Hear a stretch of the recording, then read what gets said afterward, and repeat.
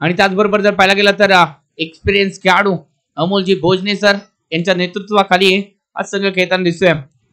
ज्या खेळाडूने क्रिकेटची सेवा, कोल्हापूर क्रिकेटची सेवा भरपूर वर्ष केली. हो, पहिला चेंडू कमाली जर पाहायला भेटतो आडव्या बॅटने इथे मात्र फटका खेळायचा होता. बॅट आणि बॉलचा संपर्क तितकासा खास नाहीये आणि तरी देखील एकेरी धाव आहे. नक्कीच ही मॅच चांगल्या प्रकारे होणार या चक्कर नाही, कारण का दोन्ही संघांकडे तेवढीच तगडी फौज जरूर आपल्याला पाहायला भेटेल आणि म्हणूनच ही मॅच जी आहे ती तगडी मॅच पाहायला भेटेल. पहिली मॅच थोडीशी एकतर्फी जरूर झाली आहे, परंतु या मॅच वरती प्रेक्षकांच्या नजरा जरूर खेळताना दिसतील. रिवर्सचा फटका खेळला गेलाय, सुरेख फटका आहे. त्यानंतर जर पाहायला गेला तर फटका फसलाय. उर्वरित कामगिरी क्षेत्ररक्षकाने पूर्ण केले. फलंदाज बॅक टू द पेव्हिलियन. जर पाहायला गेलं तर घरचा संघ आणि या घरच्या संघातून चांगली कामगिरी यांच्या माध्यमातून झाली होती, परंतु या पहिल्या चेंडूवरती मोठा फटका खेळण्याचा प्रयत्न आणि त्या प्रयत्नामध्ये आपली बहुमूल्य किमती विकेट इथे मात्र गमावून बसले आहेत. रणजित याचा आपला मॅन ऑफ द मॅच पुरस्कार घ्यायचा. रणजित, ओहो काय चेंडू टाकलाय. नक्कीच मॅजिक चेंडू आहे.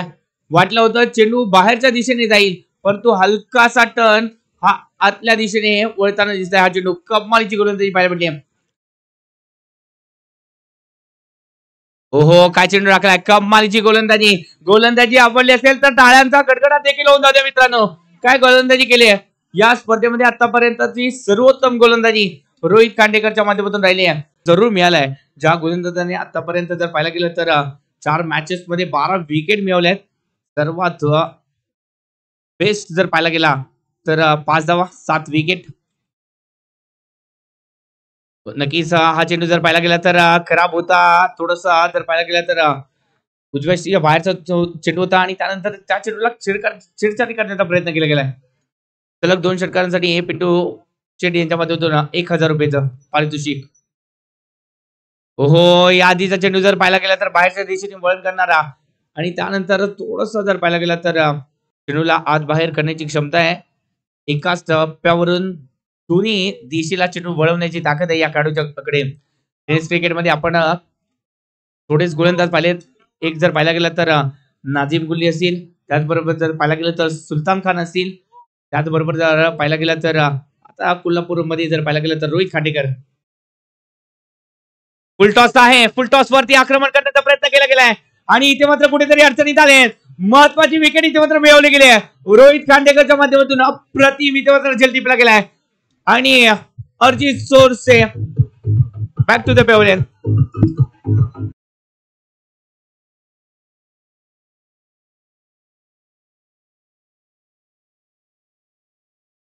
सलग 3 षटकारांसाठी पिंटू शेट्टी यांच्या माध्यमातून 21,000 रुपये बक्षीस. एक खास बक्षीस धीरज मगदूम यांच्यासाठी असेल. फुलटॉस आहे. त्यानंतर या चेंडूवरती स्वीप केला गेला एकेरी धावेसाठी. नक्कीच 3 गड्याच्या बोबल्यावरती 18 धावा. ओहो चांगला चेंडू आहे. मॅजिक चेंडू आहे आणि त्यानंतर निर्धाव चेंडूची संख्या देखील आहे.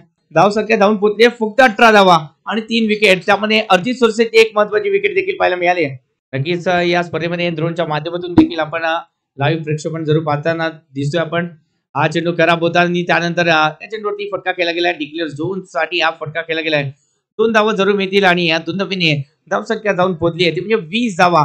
5 षटकांचा खेळ संपुष्टात. 5 षटकामध्ये 20 धावा म्हणजेच उर्वरित 18 चेंडू आणि या 18 चेंडू मध्ये आपल्याला रणजित सलगर व्हावं लागेल, कारण का अशाच प्रकारे संघाची धावसंख्या होती आणि तिथूनच रणजित सलगरने मगाच्या मॅच मध्ये तब्बल 45 धावा कुठल्या होत्या 18 चेंडू मध्ये आणि तीच पारी कुठेतरी धीरज मगदूम आणि सागर पाटीलला करावी लागेल. सागर पाटील थोडंसं स्ट्रगल करताना दिसत आहेत या मॅच मध्ये. चेंडूला रेड करण्यामध्ये अपयशी ठरतायत आणि त्याचमुळे कुठेतरी जर पाहायला गेलं तर जास्तीत जास्त चेंडू आतापर्यंत निर्धाव केले.